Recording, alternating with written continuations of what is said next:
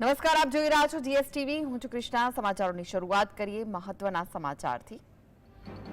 તો દિલ્હીમાં નાફેડના ચેરમેન પદે જેઠા ભરવાડ બિનહરીફ જાહેર થયા છે. દેશના સહકારી ક્ષેત્રમાં મહત્વની ગણાતી નાફેડની દિલ્હીમાં ચૂંટણી યોજાઈ હતી. જેઠા ભરવાડ નાફેડના ચેરમેન બન્યા છે. તો જેઠાભાઈ ભરવાડ બિનહરીફ ચૂંટાયા છે. ગુજરાતના 2 સહિત કુલ 21 ડિરેક્ટરો માટે મતદાન કર્યું. રાજકોટના સાંસદ મોહનભાઈ કુંડારિયા સહિત ગુજરાતના 2 ડિરેક્ટરોએ મતદાન કર્યું હતું. તો દિલ્હીમાં નાફેડના ચેરમેન પદે જેઠા ભરવાડ ચૂંટાયા છે. મહત્વના સમાચાર મળી રહ્યા છે. દિલ્હીમાં નાફેડની ચૂંટણી યોજાઈ હતી. તો આ વિશે જ વધુ માહિતી માટે જોડાઈ ગયા છે સંવાદદાતા જતીન. જતીન, જેઠા ભરવાડ નાફેડના નવા ચેરમેન બન્યા છે, શું વિગતો? ઇફકો બાદ નાફેડની ચૂંટણીનું આયોજન જે છે દિલ્હીમાં કરવામાં આવ્યું હતું, જેમાં 21 ચૂંટાયેલા ડાયરેક્ટરો અને ચેરમેનોએ મતદાન જે છે તે કર્યું હતું. જેમાં જેઠા ભરવાડે બિનહરીફ જે છે તે ચૂંટાઈ આવ્યા છે અને તેઓ જ કહી શકાય કે આગામી નાફેડના ચેરમેન સહિત તમામ જે હોદ્દેદારો જે છે તે સંભાળશે. ખાસ કરીને કહી શકાય કે આ વખતે પણ અપક્ષ ઉમેદવાર કહી શકાય કે ભારતીય જનતા પાર્ટી દ્વારા કોઈ મેન્ડેટ આપવામાં નહોતું. હાલ કહી શકાય કે અપક્ષ બિનહરીફ ચૂંટણી જે છે તેઓ જેઠા ભરવાડ જે છે તે જીતી ચૂક્યા છે.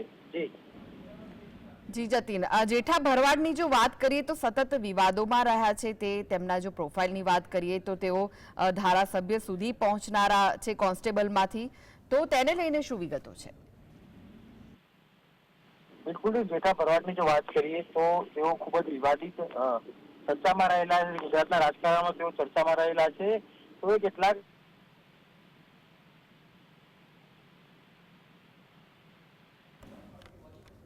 જી આભાર માહિતી આપવા માટે.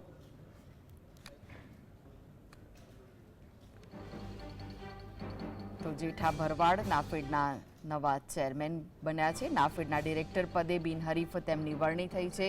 શહેરા બેઠકના ભાજપના ધારાસભ્ય છે જેઠા ભરવાડ. 72 વર્ષીય ભરવાડ સહકારી ક્ષેત્રમાં દબદબો ધરાવે છે. અનેક વિવાદોમાં ઘેરાયેલા રહ્યા છે તેઓ. આ પહેલા પણ ભાજપના સિનિયર નેતાઓમાં તેમનો સમાવેશ થાય છે. કોન્સ્ટેબલથી ધારાસભ્ય સુધીની તેમની સફળ રહી છે. તો પીડીસી બેંક અને પંચમહાલ ડેરીના ચેરમેન પણ રહી ચૂક્યા છે. નાફેડના ડિરેક્ટર પદે બિનહરીફ તેમની વરણી થઈ છે. ગુજરાત વિધાનસભાની 2012ની ચૂંટણીમાં અંતિમ તબક્કામાં શહેરા વિધાનસભા સીટના તરસંગ ગામે જૂથ અથડામણની ઘટના બની હતી, જેમાં જેઠા ભરવાડના માથે ઈજા પણ પહોંચી હતી. જેઠા ભરવાડ સતત વિવાદોમાં રહ્યા છે, જેમની પસંદગી નાફેડના ચેરમેન તરીકે થઈ છે.